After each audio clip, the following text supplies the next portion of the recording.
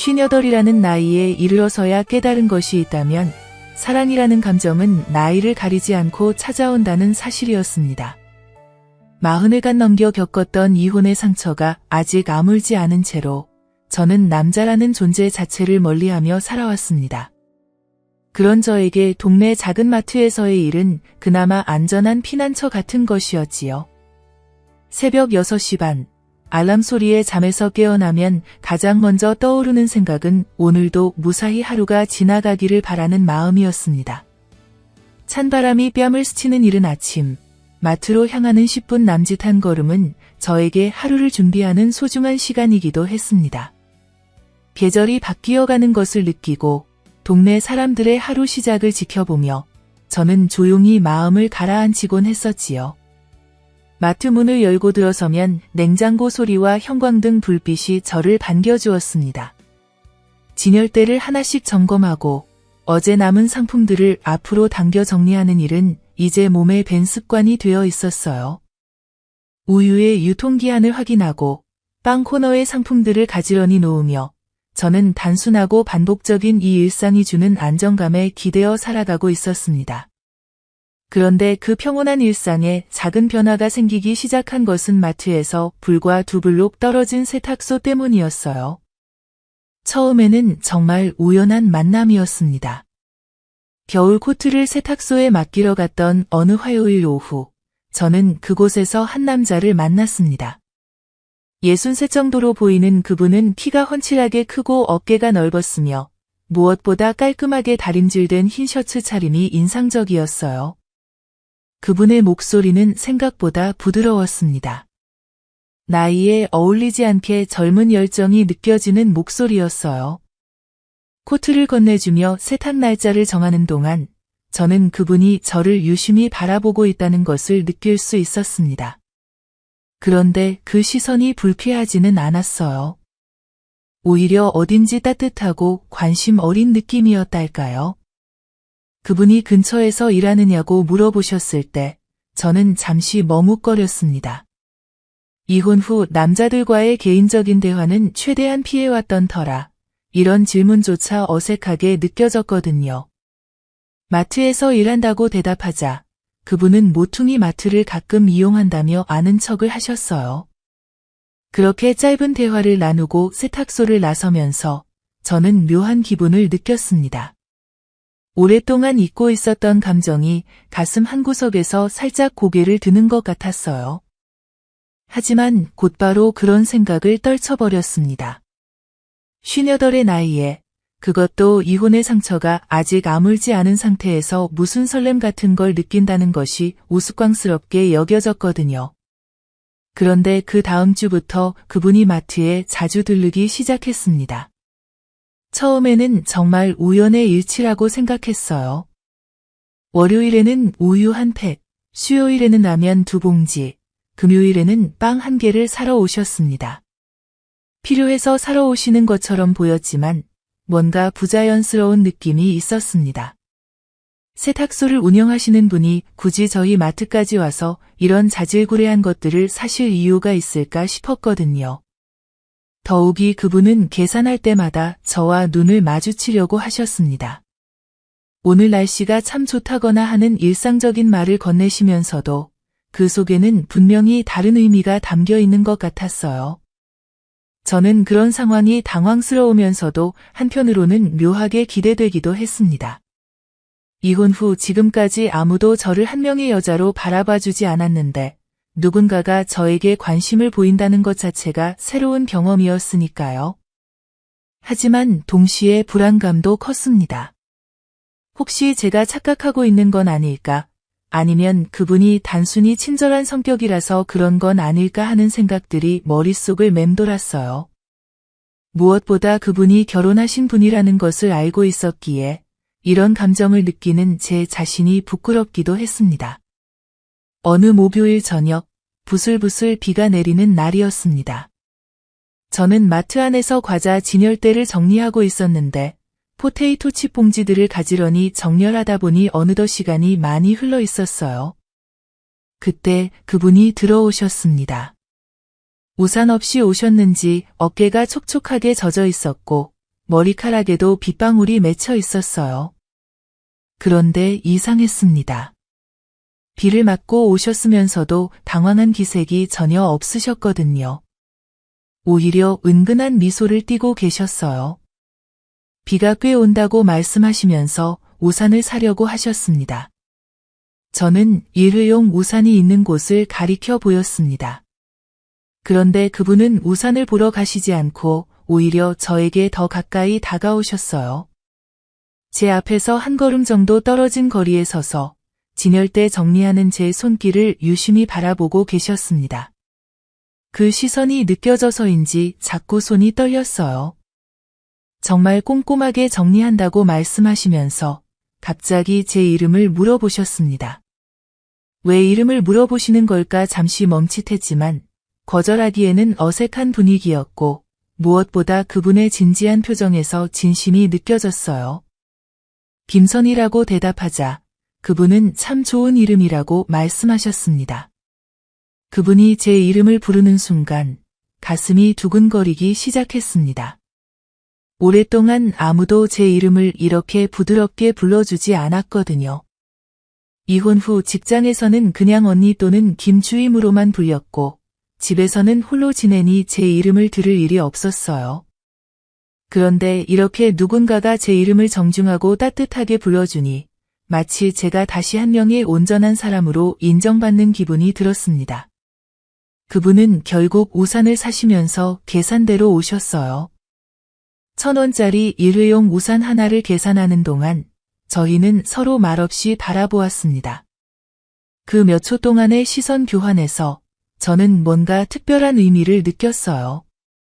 단순한 손님과 직원 사이의 관계를 넘어선 무언가가 시작되고 있다는 예감 말입니다. 우산을 건네드리면서 거스름돈을 드릴 때 그분의 손가락이 제 손끝을 살짝 스쳤습니다.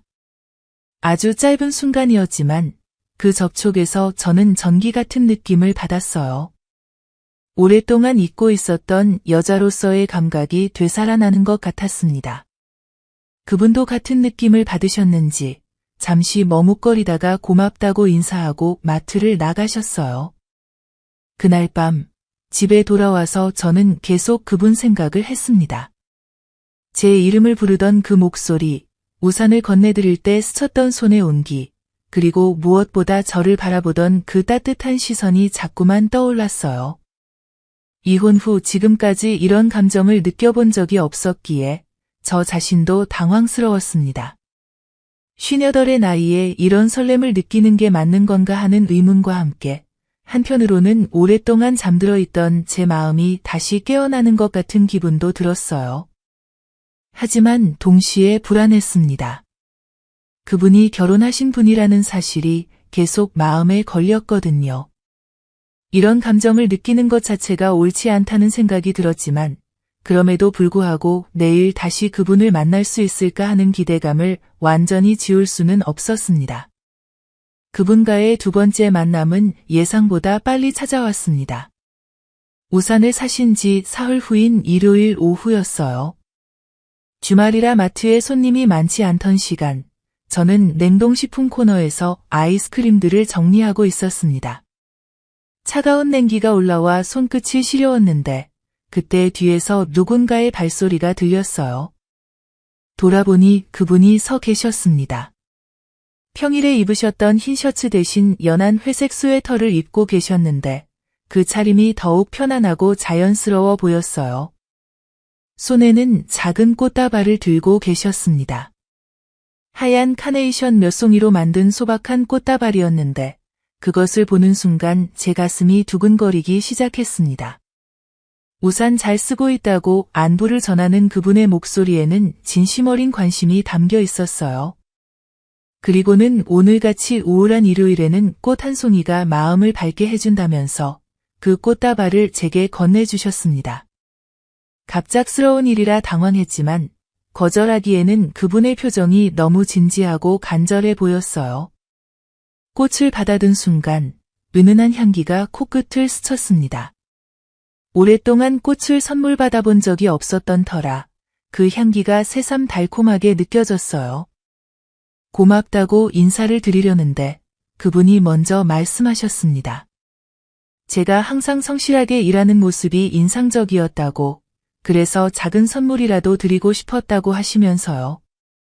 그분의 말을 들으며 저는 복잡한 기분이 들었습니다. 한편으로는 누군가가 제 일하는 모습을 이렇게 세심하게 지켜봐주고 있었다는 사실이 감동적이었어요. 하지만 다른 한편으로는 이런 관심이 어디까지 이어질지, 그리고 이것이 과연 옳은 일인지에 대한 의문도 들었습니다. 꽃을 받고 나서 저는 얼굴이 붉어지는 것을 느꼈습니다. 이혼 후 지금까지 이런 로맨틱한 제스처를 받아본 적이 없었기에 어떻게 반응해야 할지 몰랐어요. 그냥 어색하게 웃으며 고맙다는 말만 반복했던 것 같습니다. 그러자 그분이 괜찮다면 언젠가 차 한 잔 같이 할 수 있겠느냐고 조심스럽게 제안하셨어요. 그 순간 저는 거절해야 한다는 것을 머리로는 분명히 알고 있었습니다. 하지만 동시에 제 마음 깊은 곳에서는 그 제안이 너무나 매력적이고 달콤하게 들렸어요. 오랫동안 혼자 지내면서 느꼈던 외로움, 그리고 누군가와 진솔한 대화를 나누고 싶었던 마음이 고개를 들었습니다. 결국 저는 한 번 정도는 괜찮을 것 같다고 작은 목소리로 대답했어요. 그날 저녁, 집에 돌아와서 꽃을 화병에 꽂으며 저는 깊은 생각에 빠졌습니다. 거울에 비친 제 모습을 보니 오랫동안 잊고 있었던 여성스러운 표정이 되살아나 있었어요. 꽃을 정리하면서도 자꾸 미소가 지어졌고 그런 제 자신이 낯설면서도 반가웠습니다.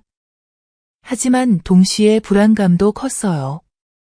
이런 감정을 느끼는 것이 과연 옳은 일일까 하는 의문이 계속 들었거든요. 그분이 결혼하신 분이라는 사실을 알면서도 이런 마음을 갖는다는 것이 도덕적으로 문제가 있다는 생각이 들었습니다.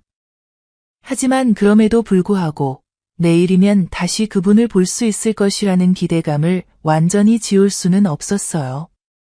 그날 밤 잠자리에 들면서도 저는 계속 그분 생각을 했습니다.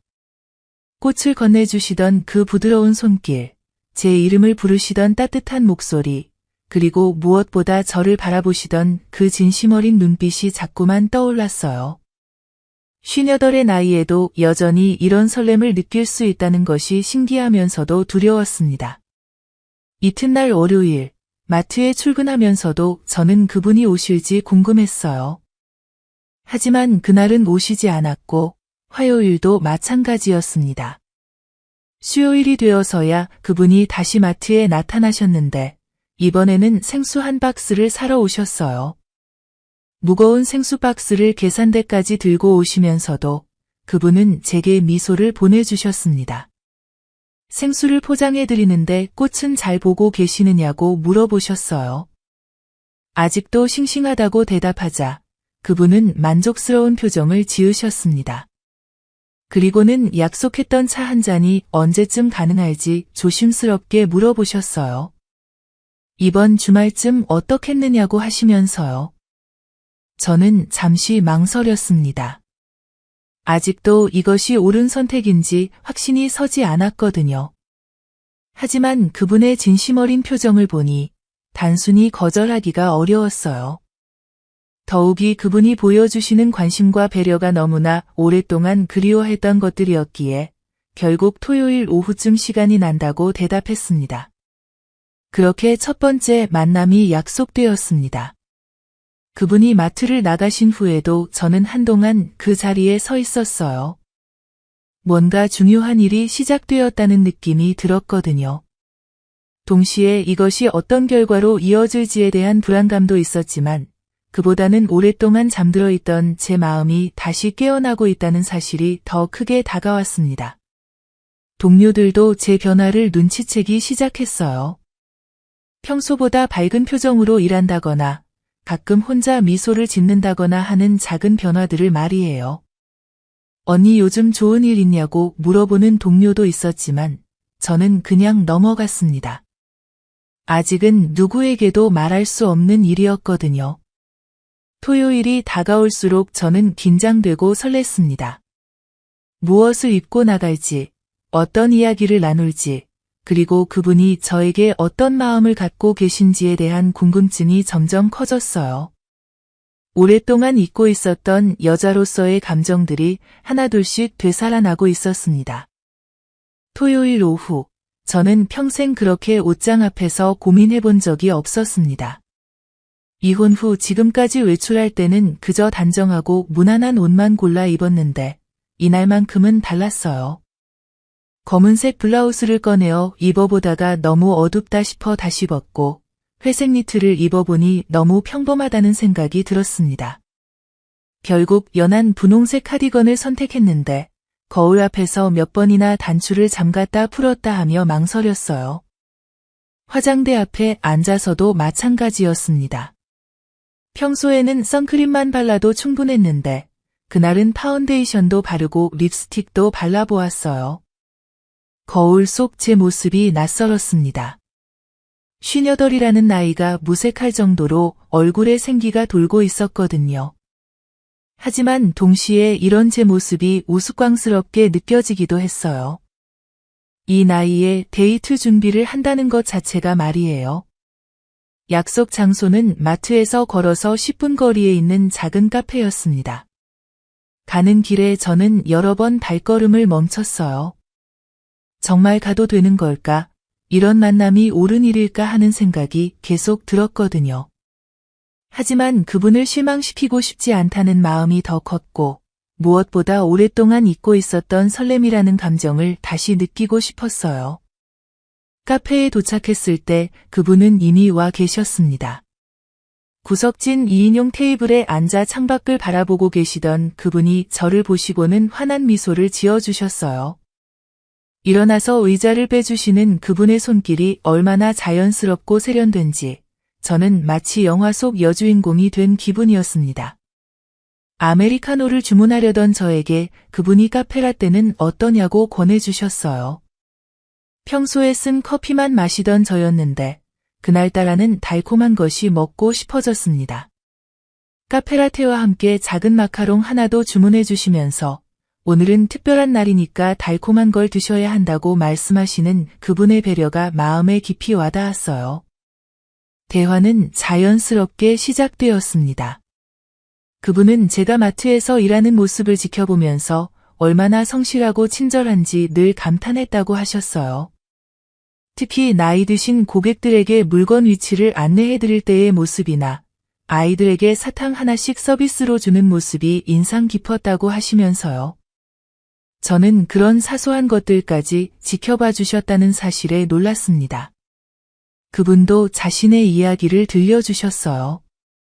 세탁소를 운영한 지 15년 정도 되었다고 하시면서 처음에는 기술을 익히느라 힘들었지만 지금은 동네 사람들의 소중한 옷을 맡아 관리한다는 자부심이 있다고 하셨어요. 특히 결혼식 드레스나 정장처럼 중요한 옷을 깨끗하게 세탁해서 돌려드릴 때의 보람이 크다고 말씀하시는데 그 진심 어린 모습에 저는 더욱 끌렸습니다. 1시간 남짓 대화를 나누면서 저는 그분의 다양한 면을 알게 되었어요. 젊었을 때는 꽃집에서 일한 적도 있어서 꽃에 대해 해박한 지식을 갖고 계셨고 클래식 음악을 좋아하셔서 집에 LP판이 수백 장 있다고도 하셨어요. 무엇보다 책을 많이 읽으시는 분이라는 것을 알았을 때 저는 더욱 호감이 갔습니다.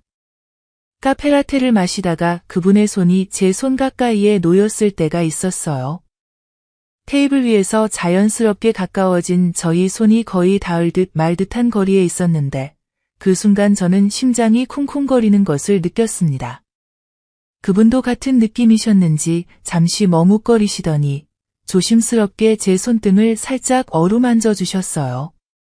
그 짧은 접촉에서 느껴진 온기가 온몸으로 퍼져나가는 것 같았습니다. 그분이 제게 해주신 말 중에서 가장 기억에 남는 것은 저 같은 분을 만난 것이 자신에게는 큰 행운이라는 말씀이었어요.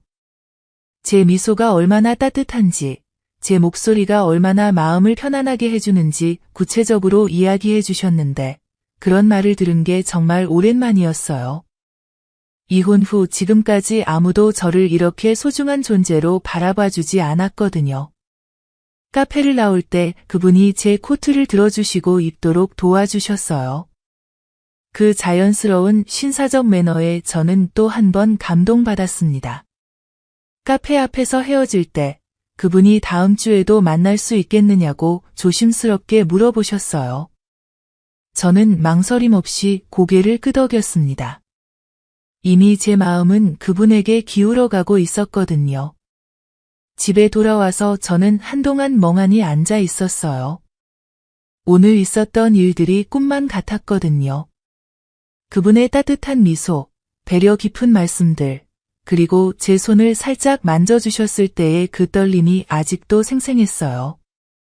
거울을 보니 제 얼굴에는 오랫동안 보지 못했던 행복한 표정이 떠올라 있었습니다. 하지만 밤이 깊어갈수록 불안감도 찾아왔어요. 그분은 결혼하신 분인데 이런 감정을 느끼는 것이 옳은 일인지, 그리고 이 관계가 어떤 결말로 이어질지에 대한 걱정이 밀려왔습니다. 하지만 그럼에도 불구하고 그분을 다시 만나고 싶다는 마음은 더욱 간절해졌어요.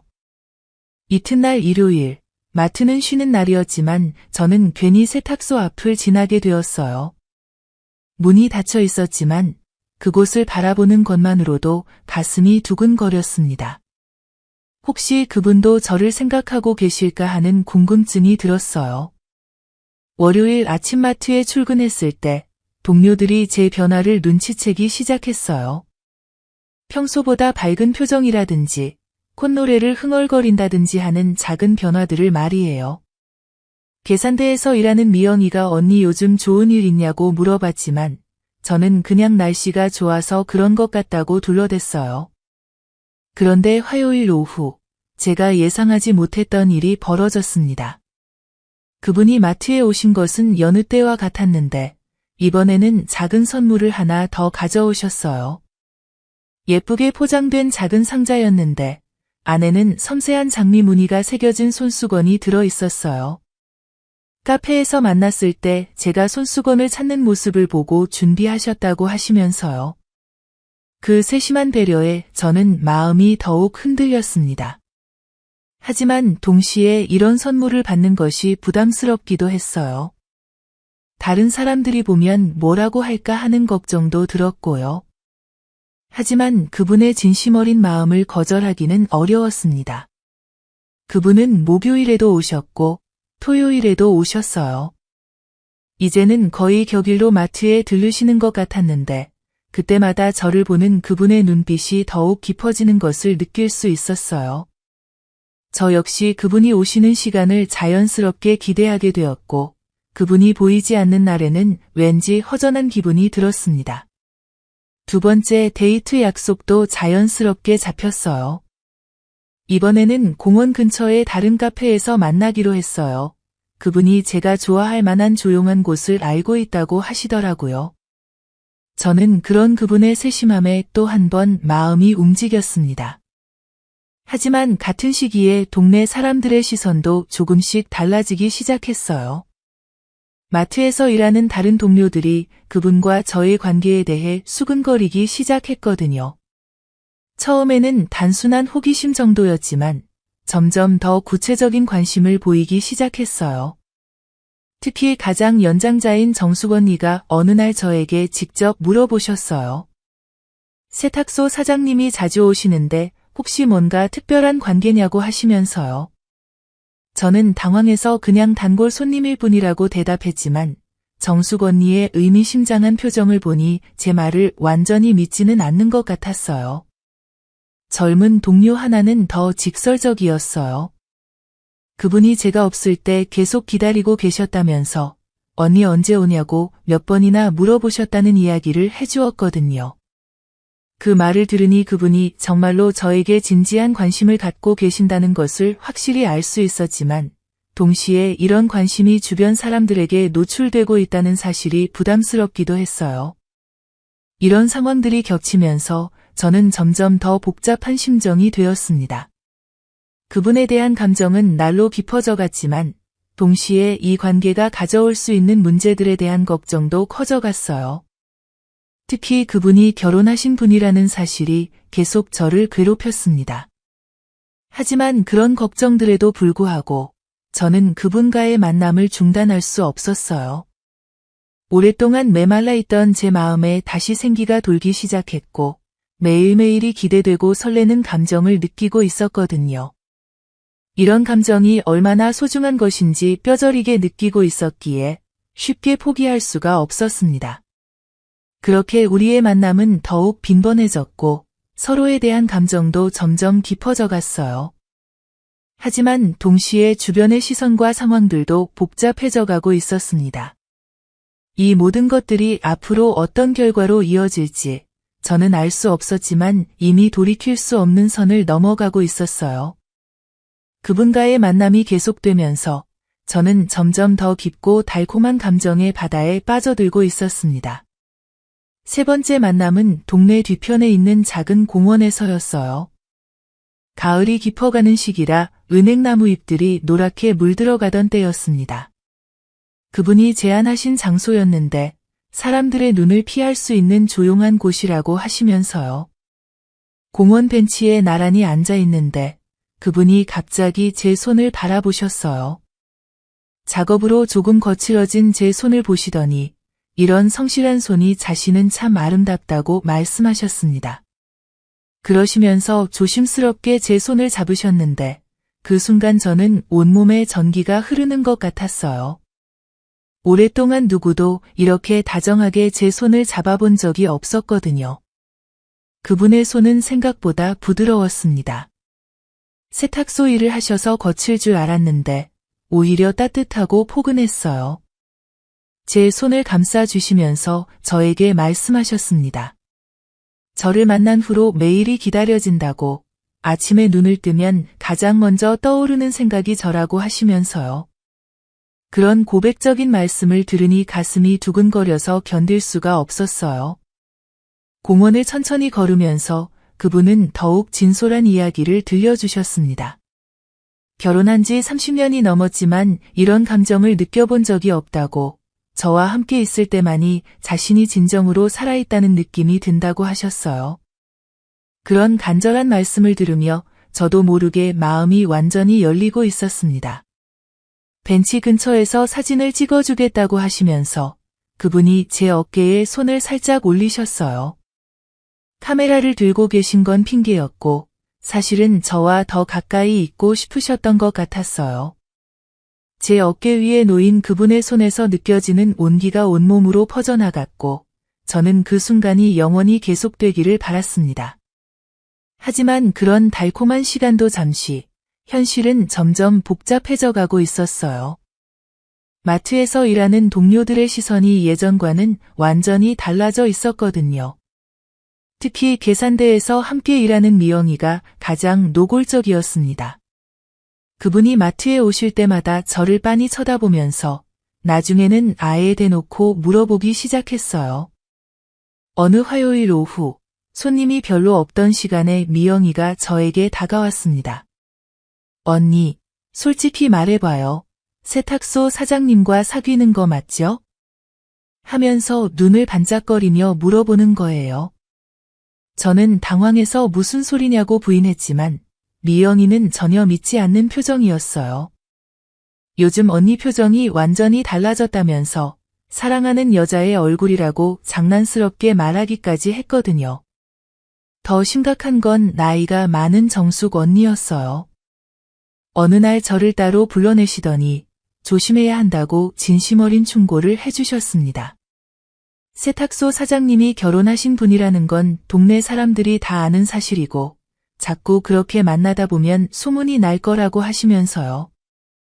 특히 세탁소 사모님이 워낙 성격이 강하신 분이라서 알게 되면 가만히 있지 않으실 거라고 경고해 주셨어요.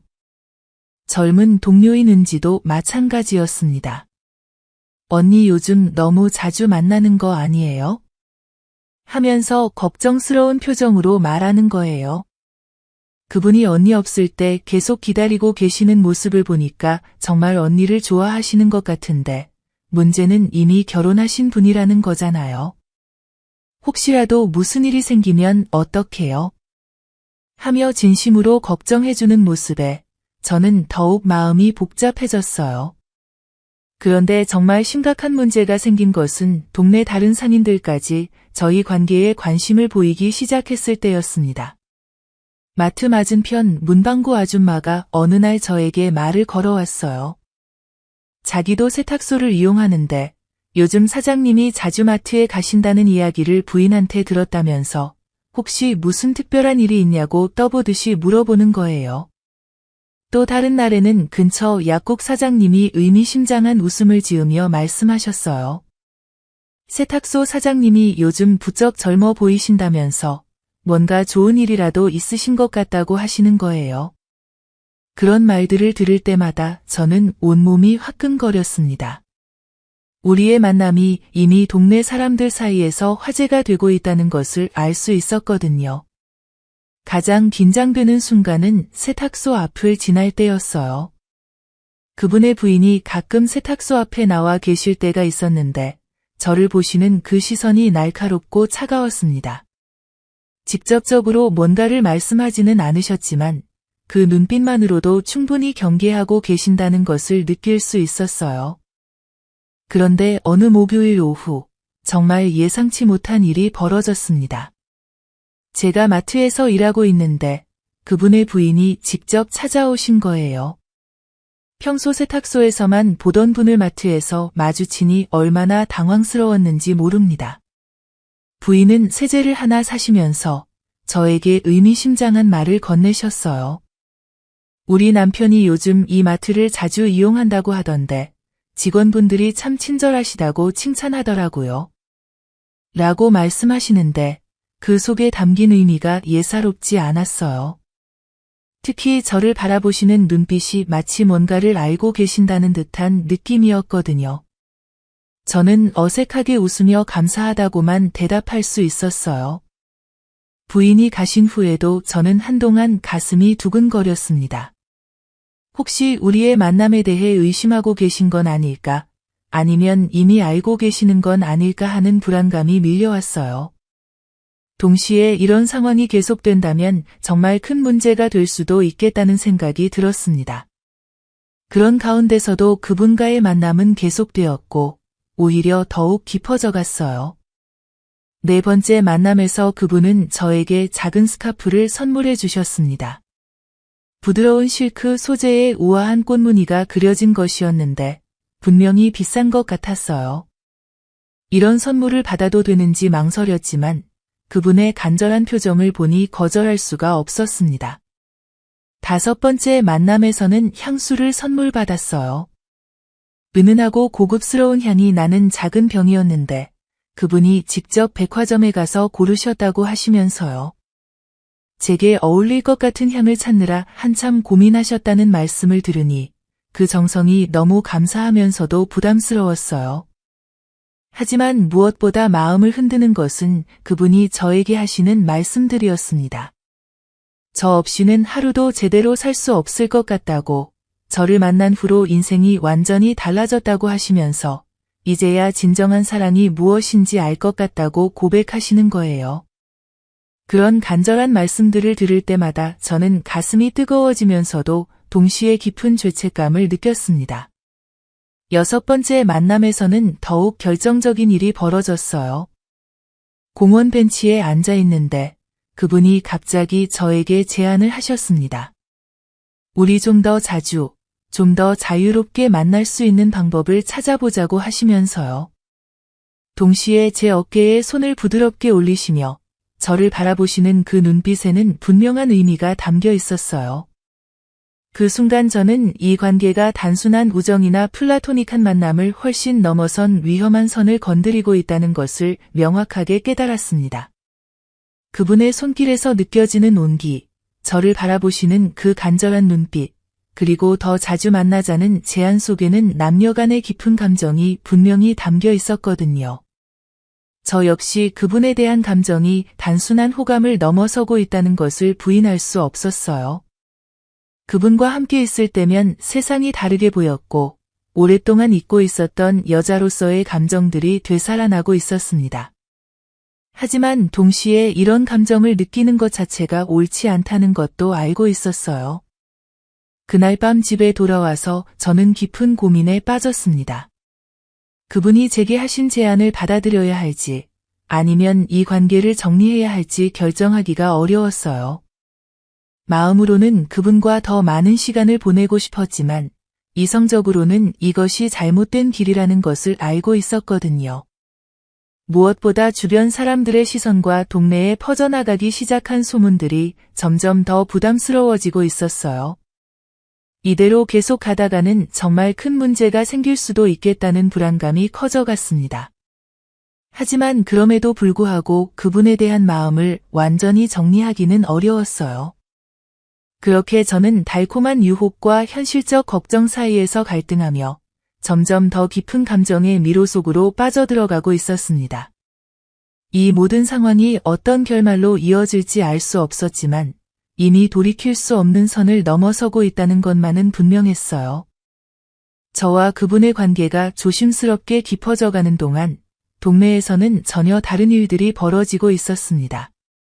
처음에는 단순한 호기심이었던 사람들의 관심이 점점 더 구체적이고 날카로운 시선으로 변해가고 있었어요. 특히 동네 아줌마들 사이에서 시작된 작은 수근거림이 걷잡을 수 없이 커져가고 있었습니다. 그 시작은 마트 근처 미용실이었어요. 제가 평소보다 조금 더 신경 써서 머리를 하러 갔던 것이 화근이었습니다. 미용실 사장님이 오늘 왜 이렇게 예쁘게 하고 싶어 하시냐고 농담조로 물어보셨는데 그때 다른 손님 한 분이 끼어들면서 이야기가 시작되었어요. 요즘 마트에서 일하는 그 언니가 세탁소 사장하고 자주 만난다는 소문이 있다면서요. 그 말을 들은 미용실 사장님이 깜짝 놀라며 정말이냐고 되묻더니 이야기는 순식간에 커져갔어요.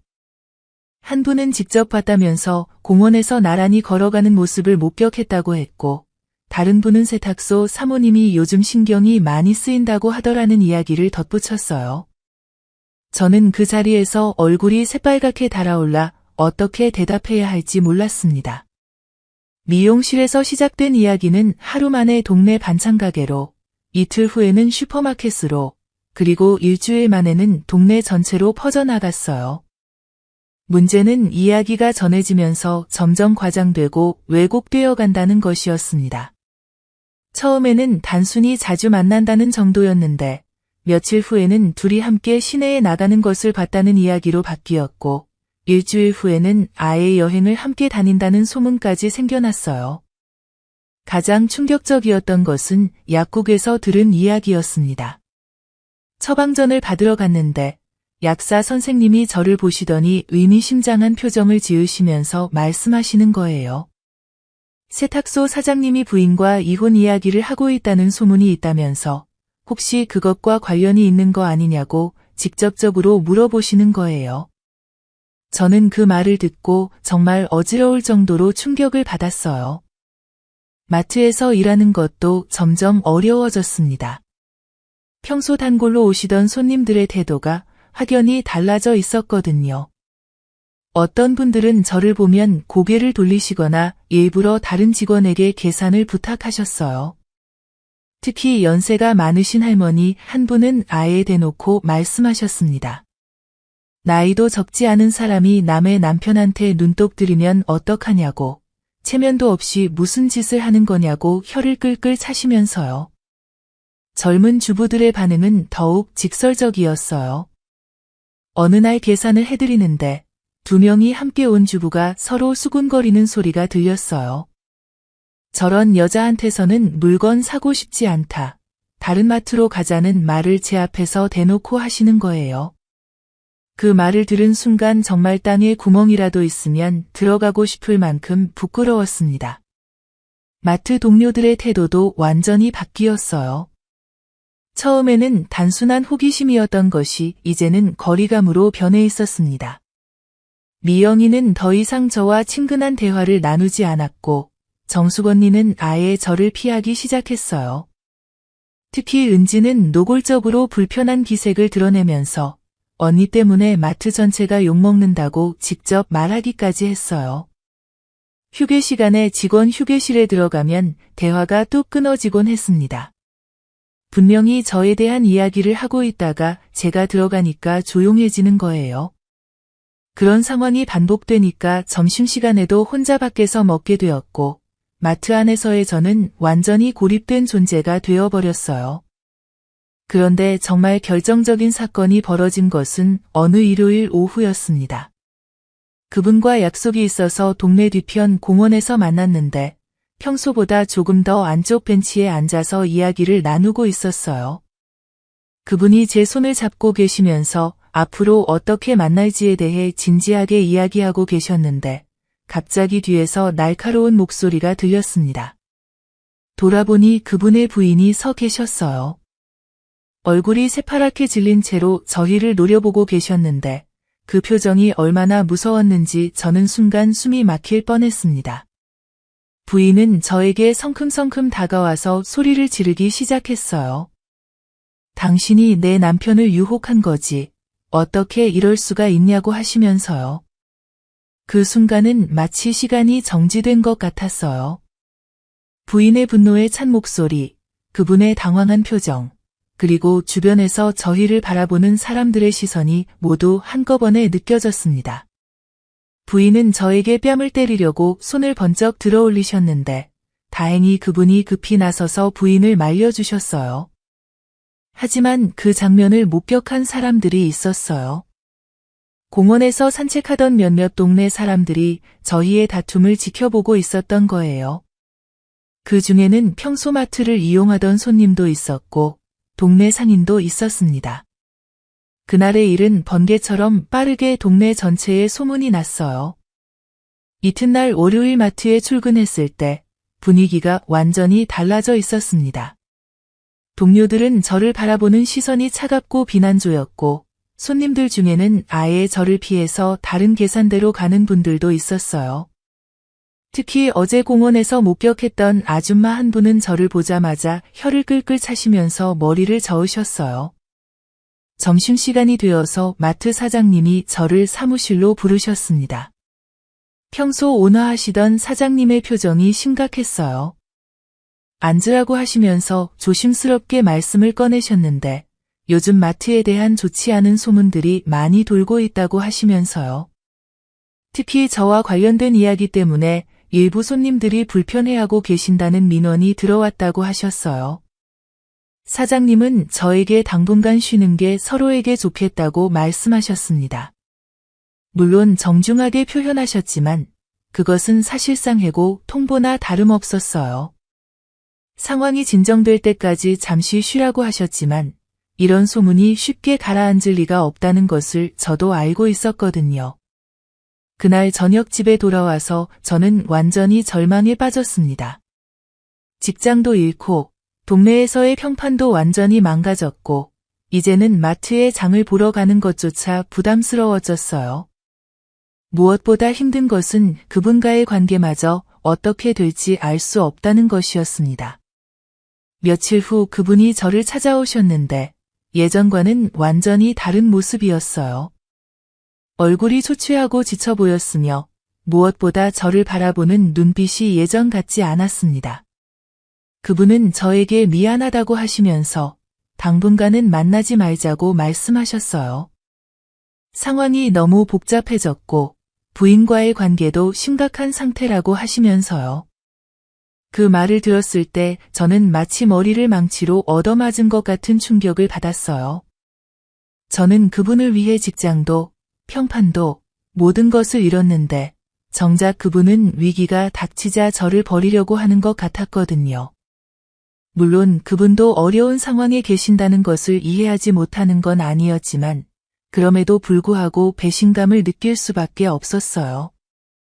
동네를 걸어 다니는 것조차 힘들어졌습니다. 어디를 가든 사람들의 시선이 따라다녔고 뒤에서 수근거리는 소리가 들렸어요. 슈퍼에 가면 계산하는 아줌마가 못마땅한 표정으로 저를 바라봤고 은행에 가면 창구 직원도 차가운 태도로 업무를 처리했어요. 마치 동네 전체가 저를 적으로 여기는 것 같았습니다. 가장 견디기 힘든 것은 경제적인 문제였어요. 갑자기 일자리를 잃게 되니까 당장 생활비가 문제가 되었거든요. 저축해둔 돈이 조금 있었지만 그것만으로는 오래 버틸 수 없었어요. 새로운 일자리를 찾으려고 해도 이미 동네에 소문이 다 퍼진 상태라서 쉽지 않았습니다. 무엇보다 마음이 아팠던 것은 이 모든 상황이 제 한 번의 잘못된 선택에서 비롯되었다는 것이었어요. 처음에 그분의 관심을 거절했어야 했는데 외로움과 설렘에 이끌려 잘못된 길로 들어섰던 거죠. 이제 와서 후회해봤자 이미 늦었지만 그럼에도 불구하고 계속 후회의 마음이 들었어요. 결국 저는 더 이상 이 동네에서 살 수 없다는 절망적인 결론에 도달했습니다. 어디를 가든 사람들의 따가운 시선과 험담을 감수해야 했고 그분과의 만남도 끝이 나버린 상황에서 여기 남아있을 이유가 없었거든요. 무엇보다 제 자신조차 이 상황을 더 이상 견딜 수 없었어요. 그렇게 저는 이사를 준비하기 시작했습니다. 오랫동안 살았던 집과 추억들을 정리하면서 지난 몇 달 동안의 일들이 모두 꿈만 같다는 생각이 들었어요. 달콤했지만 위험했던 사랑, 그리고 그로 인해 잃어버린 많은 소중한 것들이 이제는 모두 되돌릴 수 없는 과거가 되어버렸습니다. 더 이상 그 동네에서 살 수 없다는 절망적인 현실을 받아들인 저는 조용히 이사 준비를 시작했습니다. 그동안 그분이 주셨던 선물들을 하나하나 정리하면서 달콤했던 순간들이 주마등처럼 스쳐 지나갔어요. 하지만 이제는 그 모든 것들이 아픈 기억일 뿐이었습니다. 꽃다발, 손수건, 스카프, 향수까지 모두 주저없이 버렸어요. 이사를 떠나기 바로 전날 밤, 예상치 못하게 그분이 저를 찾아오셨습니다. 초췌한 모습으로 제 집 앞에 서 계신 그분을 보았을 때 가슴이 격하게 요동쳤어요. 그분은 정말로 떠나실 거냐고 절망적인 목소리로 물으셨고 저도 같이 떠나겠다고 간절하게 매달리셨습니다. 하지만 저는 단호히 거절할 수밖에 없었어요. 당신에게는 소중한 가족이 있다고 저를 잊고 그분들을 다시 사랑해달라고 말씀드렸습니다. 그분이 뒤에서 제 이름을 애절하게 부르는 소리가 들렸지만 저는 단 한 번도 돌아보지 않았어요. 돌아본다면 제 굳은 결심이 흔들릴 것 같았거든요. 새로운 도시로 향하는 버스 안에서 저는 지난 모든 일들을 정리하려고 했습니다. 잘못된 사랑으로 인해 많은 것을 잃었지만 동시에 소중한 교훈도 얻었다고 생각했어요. 앞으로는 절대 이런 실수를 반복하지 않겠다고 다짐했습니다. 새로운 도시에서 저는 작은 카페에서 일자리를 구했어요. 동료들은 모두 친절했고 손님들도 저를 그저 평범한 카페 직원으로만 대해주었습니다. 아무도 제 과거를 모르기 때문에 편안한 마음으로 새로운 하루하루를 시작할 수 있었어요. 6개월이라는 시간이 흘렀습니다. 저는 차츰 상처받았던 마음을 회복해가고 있었어요. 혼자 있는 시간이 편안하고 소중하게 느껴졌고 더 이상 그분을 그리워하거나 보고 싶어 하지 않게 되었습니다. 주말에는 혼자서 영화를 보거나 근처 공원을 산책하며 조용한 시간을 보냈는데 그런 평화로운 일상이 저에게는 큰 행복이었어요. 무엇보다 저 자신이 혼자서도 충분히 행복하고 의미 있게 살 수 있다는 자신감을 갖게 되었습니다. 남자의 관심이나 사랑 없이도 제 삶은 충분히 풍요로울 수 있다는 것을 깨달았거든요. 그런데 그런 평온한 일상이 깨진 것은 정말 예상치 못한 순간이었습니다. 며칠 전 제가 일하고 있는 카페 앞에서 그분을 다시 만난 거예요. 처음에는 제 눈을 의심할 정도였습니다. 어떻게 여기까지 저를 찾아오신 건지 정말 믿기지 않았어요. 6개월 전과 달리 그분은 많이 초췌하고 지쳐 보였습니다. 수염도 제대로 깎지 않으셨고 옷차림도 예전처럼 단정하지 못했으며 무엇보다 그분의 눈빛에서는 예전의 자신감 있고 로맨틱한 모습을 전혀 찾아볼 수 없었어요. 대신 그곳에는 깊은 절망과 그리움, 그리고 말할 수 없는 고통이 역력히 담겨 있었습니다. 그분은 저를 찾기 위해서라면 지구 끝까지라도 갈 각오가 되어 있었다고 하시면서 제가 떠난 후 단 하루도 편안한 날이 없었다고 말씀하셨어요. 부인과는 결국 이혼 절차를 밟고 있고 세탁소 일에도 전혀 집중할 수 없어서 거의 문을 닫다시피 했다고 하시면서 떨리는 손으로 제 손을 잡으려고 하셨습니다. 저는 그분의 손을 조심스럽게 피하면서 이미 완전히 끝난 사이라고 단호하게 말했습니다.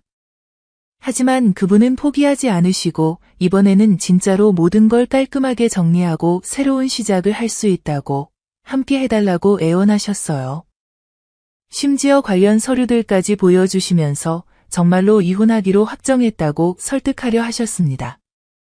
그분의 처참하고 절망적인 모습을 보니 저는 다시 한번 마음이 흔들리기 시작했어요.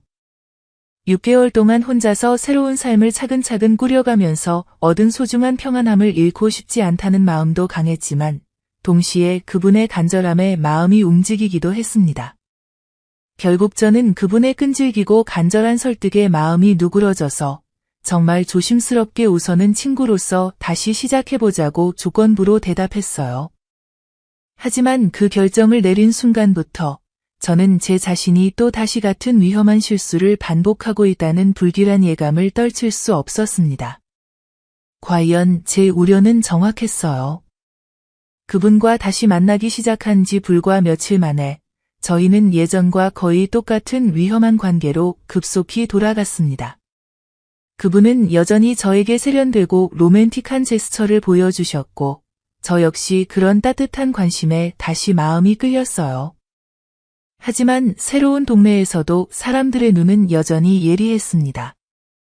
카페에서 일하는 동료들이 그분과 저의 관계를 의심스럽고 호기심 어린 시선으로 바라보기 시작했고 저 멋진 남자분이 자주 오시는데 혹시 사귀시는 거냐는 직접적인 질문들을 받기 시작했어요. 그럴 때마다 저는 그냥 오래된 친구라고 어색하게 대답했지만 제 자신도 그 말이 얼마나 공허하고 거짓스러운지 잘 알고 있었습니다. 6개월 동안 쌓아올린 평온한 일상이 다시 흔들리기 시작했고 저는 또 다시 복잡한 감정의 소용돌이에 휘말려들고 있었어요. 과연 이번에는 다를 수 있을까? 아니면 또 다시 같은 비극이 반복될까 하는 불안감이 점점 커져갔습니다. 그분과 다시 만나기 시작한 첫 주는 마치 꿈만 같았습니다. 6개월 전에 달콤함이 되살아나는 것 같았고 그분도 예전처럼 저에게 세심한 관심을 보여주셨어요. 하지만 며칠이 지나면서 뭔가 이상한 점들이 하나둘씩 눈에 띄기 시작했습니다. 먼저 카페에서 일하는 동료 수진이가 제게 조심스럽게 말을 꺼냈어요. 그 남자분이 오실 때마다 뭔가 불안해 보인다면서 특히 휴대폰이 울리면 깜짝깜짝 놀라신다고 하는 거예요. 어제는 전화를 받으러 급하게 카페 밖으로 나가시면서 목소리를 낮춰서 통화하시더라는 이야기도 해주었습니다. 처음에는 별것 아니라고 생각했어요. 사업하시는 분이니까 바쁜 전화도 많을 테고 조용한 카페에서 큰 소리로 통화하기 어색하셨을 수도 있다고 생각했거든요. 하지만 그런 일들이 계속 반복되면서 저도 조금씩 신경이 쓰이기 시작했습니다. 더 이상한 것은 그분이 저와 만날 수 있는 시간이 너무 제한적이라는 것이었어요. 평일 오후 2시에서 5시 사이, 그리고 주말 오전에만 만날 수 있다고 하시면서 다른 시간에는 절대 연락도 안 되셨거든요. 6개월 전에는 이런 제약이 없었는데 이번에는 왜 이렇게 시간이 정해져 있는지 의아했어요. 어느 목요일 오후 그분과 카페 근처 공원을 산책하고 있는데 갑자기 휴대폰이 울렸습니다. 그분이 전화를 보시더니 얼굴이 새파랗게 질리면서 급하게 전화를 꺼버리시는 거예요. 괜찮으냐고 물어봤더니 그냥 영업 전화라고 하시면서 어색하게 웃으셨는데 그 표정이 영 자연스럽지 않았어요. 그런 의심들이 쌓여가던 중에 결정적인 순간이 찾아왔습니다. 어느 금요일 오후 그분이 화장실에 가신 사이에 테이블 위에 놓인 그분의 휴대폰에 문자가 왔어요. 화면에 잠깐 떴다가 사라진 문자였는데 발신자가 집사람이었고 내용 일부가 보였습니다. 언제 집에 와서 저녁이라는 글자가 보였어요. 그 순간 저는 가슴이 철렁 내려앉는 것을 느꼈습니다. 이혼 절차를 밟고 있다면서 왜 부인과 함께 사는 것처럼 보이는 문자가 올까요? 그분이 화장실에서 돌아오셨을 때 저는 애써 평정을 유지하려고 했지만 마음이 너무 불안했어요. 그날 밤 집에 돌아와서 저는 계속 그 문자 내용을 생각했습니다. 혹시 제가 잘못 본 건 아닐까? 아니면 다른 의미일 수도 있지 않을까 하고 스스로를 달래려고 했지만 불안감은 쉽게 가시지 않았어요. 다음 주 월요일, 저는 용기를 내어 확인해 보기로 했습니다. 그분이 세탁소를 운영하고 계시니 전화번호부에서 찾아서 직접 전화를 걸어보는 거였어요. 아무 일 없다면 그분이 직접 받으실 테고, 그럼 제 의심이 기우였다는 것을 확인할 수 있을 테니까요. 오후 3시쯤 제가 휴식 시간일 때 세탁소에 전화를 걸었습니다. 벨이 몇 번 울리더니 여자 목소리가 들렸어요. 예상과 달리 그분이 아니라 여성분이 받으신 거였습니다. 세탁소 사장님 계시냐고 물어보니 잠깐만 기다리라고 하시더니 이내 그분의 목소리가 들렸어요. 그분은 평소와 다름없는 목소리로 전화를 받으셨지만 뭔가 어색한 느낌이 있었어요. 갑자기 전화를 건 이유를 물어보시길래 그냥 안부차 연락했다고 대답했습니다. 그런데 통화 중에 뒤에서 여자 목소리가 들렸어요.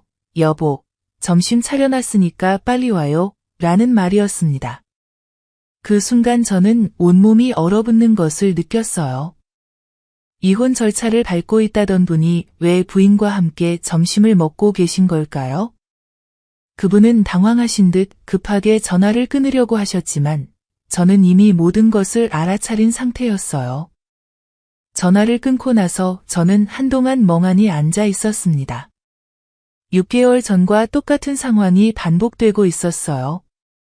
그분은 여전히 부인과 함께 살고 계셨고 이혼 이야기는 저를 다시 돌려세우기 위한 거짓말이었던 거예요.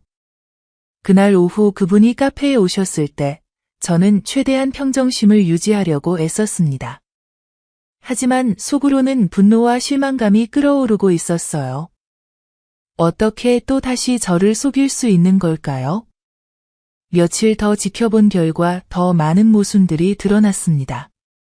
그분이 보여주신 이혼 관련 서류들도 의심스러웠고 만날 수 있는 시간이 제한적인 이유도 이제 명확해졌어요. 부인 몰래 저를 만나고 있었기 때문이었던 거죠. 무엇보다 화가 났던 것은 그분이 저를 완전히 바보로 여기고 있다는 사실이었어요. 6개월 동안 저를 찾아다녔다는 것도 거짓말일 가능성이 높았고 제가 이사한 것을 알고도 계속 부인과 함께 살면서 적당한 시기를 기다렸을 수도 있었거든요. 일주일 후, 저는 더 이상 참을 수 없어서 그분에게 직접 따져 물었습니다. 오늘 오후에 세탁소에 전화했는데 부인이 점심 차려놨다고 하더라면서 이혼한다는 것이 거짓말 아니냐고 물어봤어요. 그분은 처음에는 당황하시면서 변명을 늘어놓으려고 하셨습니다. 그건 단순한 동거일 뿐이고 법적으로는 이혼 절차가 진행 중이라고 하시면서요. 하지만 저는 더 이상 그런 말을 믿을 수 없었어요. 마침내 그분이 진실을 고백하셨습니다. 사실 부인과 아직 같이 살고 있고 이혼 이야기도 나왔지만 부인이 완강하게 반대해서 전혀 진행되지 않고 있다고 하시면서요. 하지만 자신의 마음은 진짜로 저에게만 있다고 강조하셨어요. 그 고백을 들었을 때 저는 완전히 절망하고 분노했습니다. 6개월 전과 전혀 달라진 것이 없는 똑같은 상황이 반복되고 있었고 저는 또 다시 다른 사람의 소중한 가정을 위협하는 위험한 존재가 되어 있었어요. 더욱 화가 났던 것은 그분이 저를 완전히 속여서라도 관계를 지속하려고 했다는 이기적인 사실이었습니다.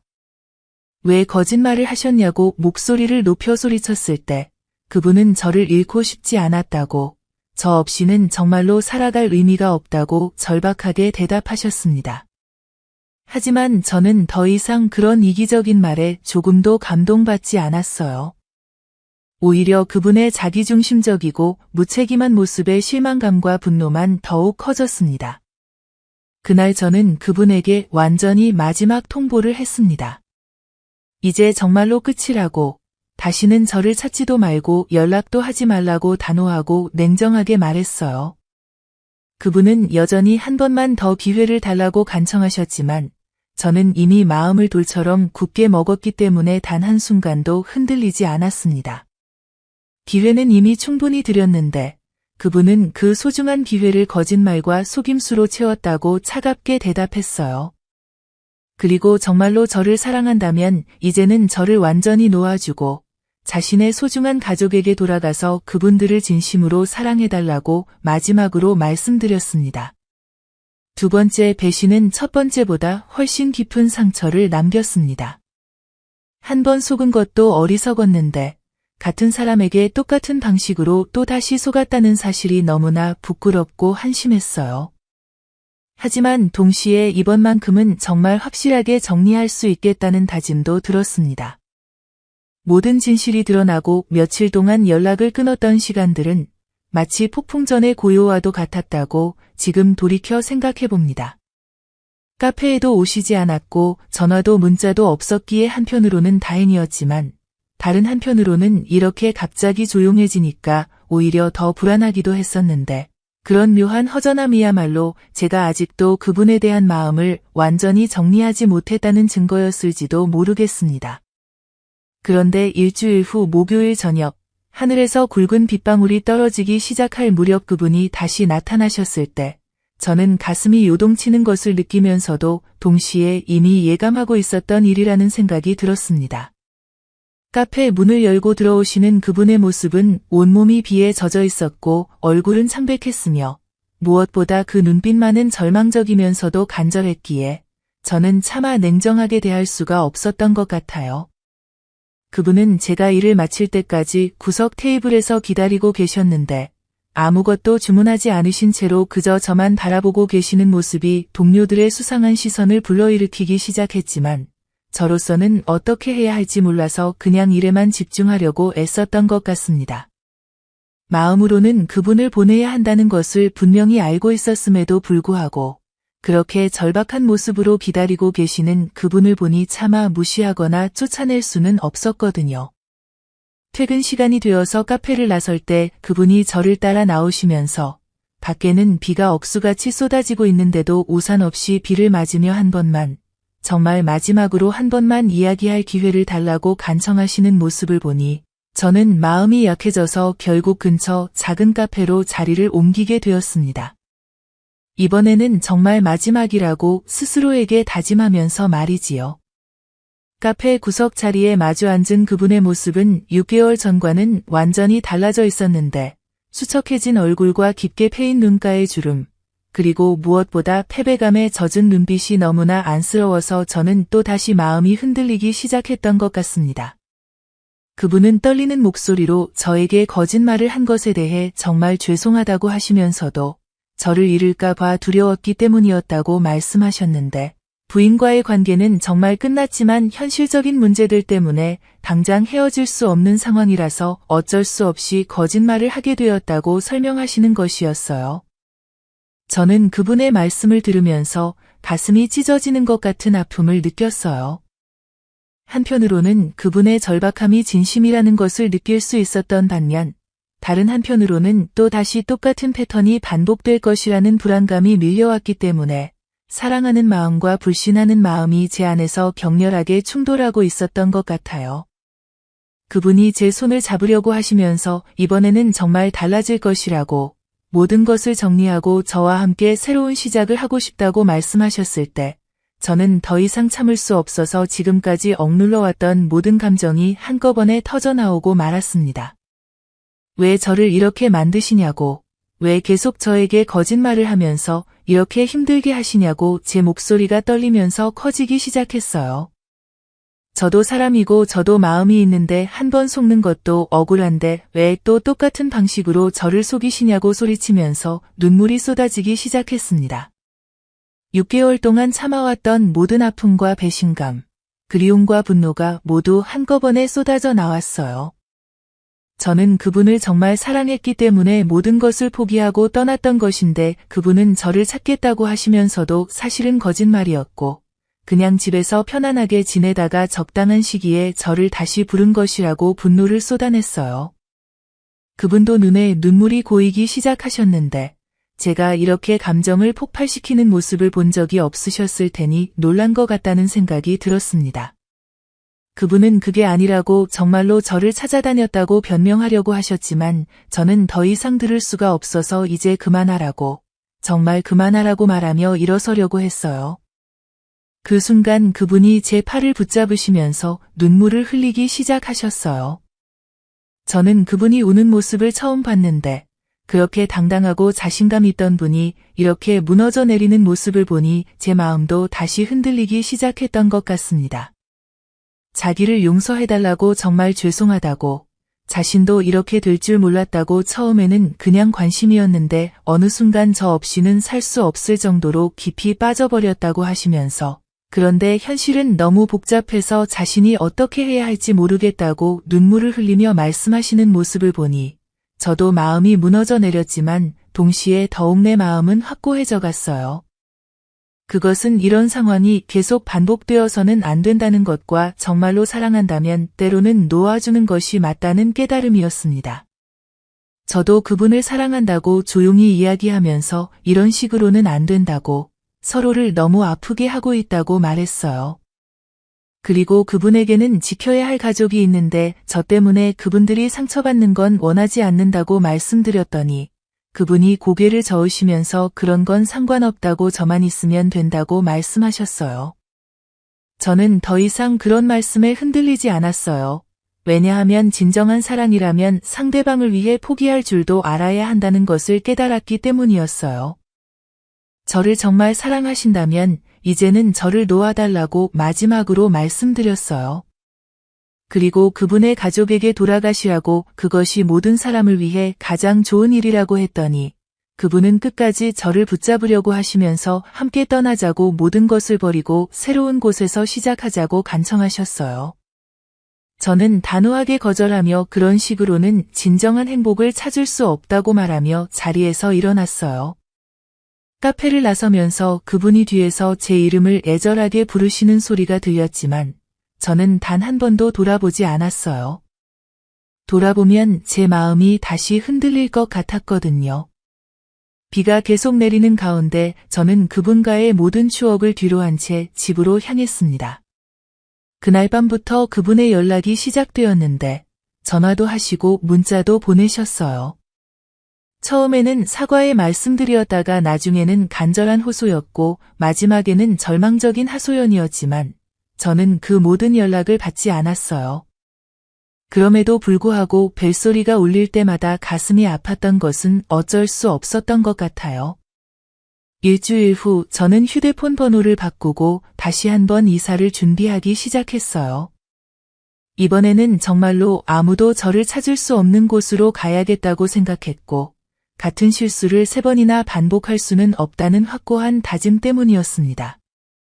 카페 사장님께 그만둔다고 말씀드렸을 때 놀라시면서 이유를 물어보셨지만 저는 개인적인 사정이라고만 말씀드렸는데 사장님은 뭔가 눈치채신 것 같으면서도 더 이상 묻지 않으시고 이해한다고 말씀해 주셨던 것이 참 고마웠어요.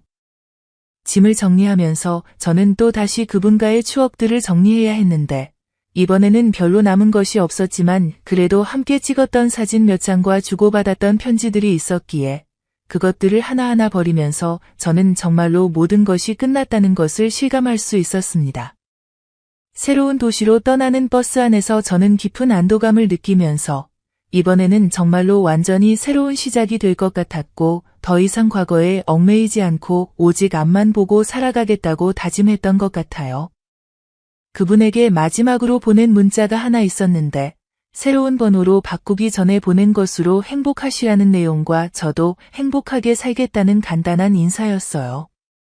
그것이 정말로 마지막이었고 그 후로는 어떤 연락도 주고받지 않았으며 그분이 어떻게 지내시는지도 더 이상 궁금하지 않았어요. 저는 정말로 모든 것을 정리하고 새로운 삶을 향해 나아가고 있다고 확신할 수 있었습니다. 3번째 도시에서의 새로운 생활이 본격적으로 자리를 잡기 시작한 것은 그곳에 온 지 1년이 넘어서였어요. 이번에는 정말로 아무도 저를 알지 못하는 완전히 새로운 곳에서 과거의 모든 상처와 실수를 뒤로한 채 새로운 정체성으로 살아가고 있었습니다. 우연히 발견한 작은 서점에서 일자리를 구했을 때 그곳에 조용하고 평화로우며 책 냄새가 가득한 환경이 상처받고 지쳤던 제 마음을 서서히 치유하는데 큰 도움이 되리라는 예감이 들었어요. 실제로 그 예감은 틀리지 않았고 지금 돌이켜보면 그때가 제 인생에서 가장 소중한 전환점이었던 것 같습니다. 서점의 사장님은 60대 중반의 지혜롭고 따뜻한 여성분이셨는데 저와 비슷한 아픈 경험을 하신 분이라서 제 상황을 굳이 말하지 않아도 잘 이해해 주셨고 어느 날 조용히 인생에서 가장 중요한 건 자기 자신을 진심으로 사랑하고 존중하는 거라고 다른 사람의 사랑을 받기 전에 먼저 자신을 사랑할 줄 알아야 한다고 인생의 선배로서 깊이 있는 조언을 해주셨어요. 그 말씀들이 제 마음에 깊은 울림을 주었고 지금도 어려운 순간이 올 때마다 떠올리게 되는 소중한 가르침이 되었습니다. 무엇보다도 서점에서 일하면서 다양한 책들을 자유롭게 읽을 수 있게 되었던 것이 저에게는 예상치 못한 선물과도 같았어요. 그 중에서도 여성의 독립과 자아실현, 그리고 건전한 인간관계에 관한 책들이 저에게 큰 힘과 지혜를 주었습니다. 특히 버지니아 울프의 자기만의 방을 읽었을 때 여성에게도 경제적 독립과 정신적 자유가 얼마나 중요한지를 깨닫게 되었고 마야 안젤루의 자서전에서는 어떤 고통스러운 경험도 결국 우리를 더 강하고 지혜로운 사람으로 만들어준다는 것을 배웠으며 엘리자베스 길버트의 먹고 기도하고 사랑하라 에서는 진정한 사랑은 먼저 자기 자신을 온전히 사랑하는 것에서 시작된다는 깊은 깨달음을 얻을 수 있었어요. 몇 달이 천천히 지나면서 저는 점점 더 안정되고 평온한 마음을 되찾아갔어요. 더 이상 그분을 그리워하거나 보고 싶어 하지 않게 되었을 뿐만 아니라 오히려 혼자 있는 시간이 편안하고 소중하게 느껴지기 시작했습니다. 주말에는 혼자서 영화를 보러 가거나 근처 공원을 여유롭게 산책했고 좋아하는 카페에서 책을 읽으며 조용한 시간을 보냈어요. 그런 소소하지만 평화로운 일상이 저에게는 그 어떤 격정적인 사랑보다도 더 큰 행복과 만족감을 주었던 것 같아요. 서점에서 함께 일하는 젊은 동료 은지와 중년의 파트타이머 정희 언니는 제게 새로운 가족 같은 존재가 되어 주었어요. 은지는 29의 나이에 아직 결혼에 대한 압박감으로 고민이 많았고 정희 언니는 저와 비슷한 또래로 이혼 후 혼자 아이를 키우며 살아가는 분이었기에 저희는 서로의 고민을 나누고 위로하며 진정한 동지애를 느낄 수 있었습니다. 특히 정희 언니와는 퇴근 후 가끔 근처 작은 선술집에서 맥주 한잔하며 인생 이야기를 나누곤 했는데 그런 시간들이 저에게는 치유와 성장의 소중한 순간들이었던 것 같아요. 그런 평온한 일상이 이어지던 어느 봄날, 정확히는 제가 이 도시에 온 지 2년 반이 지난 어느 토요일 오후였어요. 저는 서점 근처 북카페에서 혼자 차를 마시며 책을 읽고 있었습니다. 창가 자리에 앉아 따스한 봄볕을 받으며 릴케의 시집을 읽고 있는데 갑자기 누군가가 제 이름을 부르는 소리가 들렸어요. 고개를 들어보니 그분이 서 계셨는데 처음에는 제 눈을 의심할 정도였습니다. 2년 반이라는 시간이 그분을 많이 변화시켜 놓았더군요. 머리에는 흰머리가 많이 늘어 있었고 얼굴도 예전보다 많이 여위어 보였지만 무엇보다 눈빛이 완전히 달라져 있었어요. 예전에 그 간절하고 열정적인 모습 대신 이제는 담담하고 평온한 표정을 하고 계셨습니다. 저 역시 많이 변했을 거라는 생각이 들었는데 실제로 그분이 저를 보시는 표정에서도 그런 느낌을 받을 수 있었어요. 그분은 조심스럽게 제 맞은편에 앉으시면서 정말 우연히 이 도시에 일 때문에 왔다가 카페 창문 너머로 저를 보게 되었다고 말씀하셨어요. 목소리도 예전과는 달리 차분하고 정제되어 있었습니다. 저는 놀라움을 감추지 못하면서도 동시에 묘하게 평온한 마음이 들었어요. 예전 같았으면 가슴이 두근거리고 온갖 복잡한 감정이 밀려왔을 텐데 이번에는 그저 오랜 지인을 만난 것 같은 자연스러운 느낌이었어요. 그분은 부인과 결국 화해를 했다고 담담하게 말씀하셨어요. 제가 떠난 후 깊은 성찰의 시간을 가지면서 자신의 잘못을 진심으로 뉘우치게 되었고 부인에게 모든 것을 솔직하게 고백한 후 용서를 구했다고 하시면서 지금은 서로를 이해하고 존중하는 새로운 관계를 만들어가고 있다고 하셨어요. 또한 세탁소도 아들에게 물려주고 자신은 작은 도서관에서 자원봉사를 하며 보람있는 노년을 보내고 있다고 하시는데 그 모든 이야기를 들으면서 저는 정말 다행이라는 생각이 들었습니다. 저 역시 제 근황을 간단히 말씀드렸어요.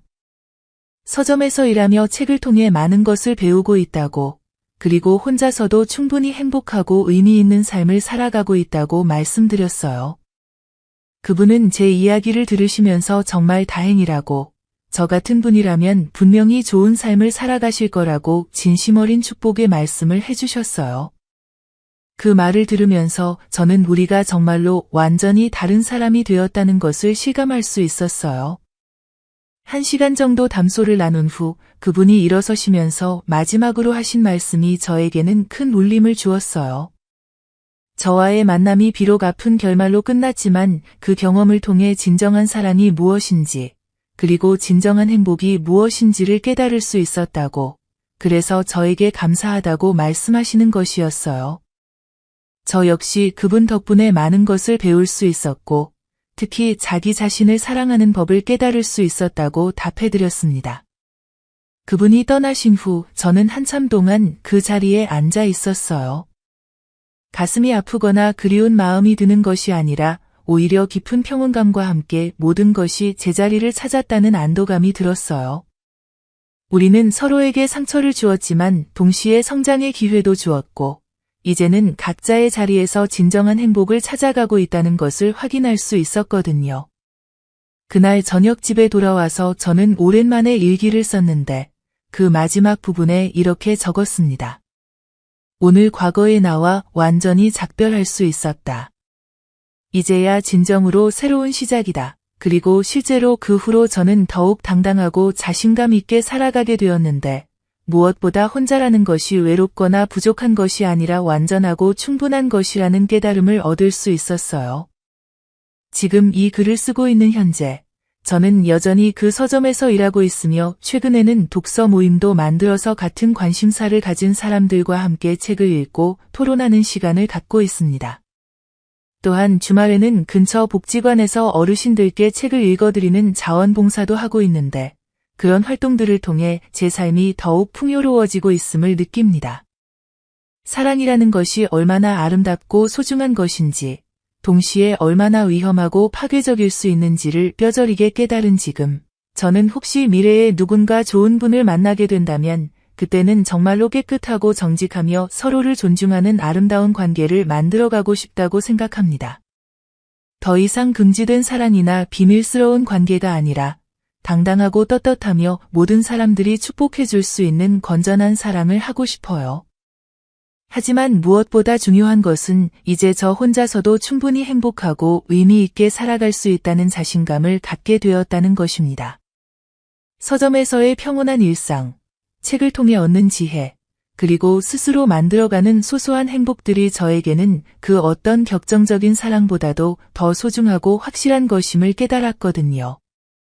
이 모든 이야기가 혹시 비슷한 상황에 있는 누군가에게 작은 도움이나 위로가 될 수 있다면 그것만으로도 제가 겪은 고통스러운 시간들이 의미 있었다고 생각합니다. 사랑은 분명히 아름다운 것이지만 올바른 사랑만이 진정한 행복을 가져다 준다는 것을, 그리고 무엇보다 자신을 사랑하는 것이 모든 사랑의 시작이라는 것을 꼭 기억해 주시기 바랍니다. 지금 저는 진정으로 자유롭고 진정으로 행복하며 진정으로 제 자신답게 살아가고 있다고 자신 있게 말할 수 있습니다.